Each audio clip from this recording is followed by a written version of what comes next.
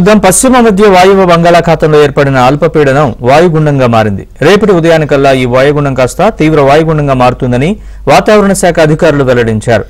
వాయుగుండం రేపు సాయంత్రం లేదా రాత్రికి ఒడిశా, బెంగాల్ రాష్ట్రాల్లోని పూరి, దిఘాల మధ్య తీరం దాటుతుందని తెలిపారు.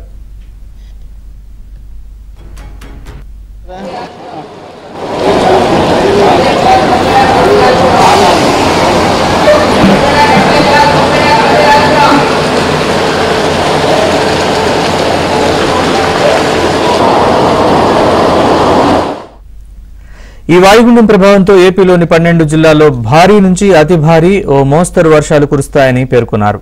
వచ్చే 3 రోజులు మత్స్యకారులు చేపల వేటకు వెళ్లొద్దని హెచ్చరికలు జారీ చేశారు.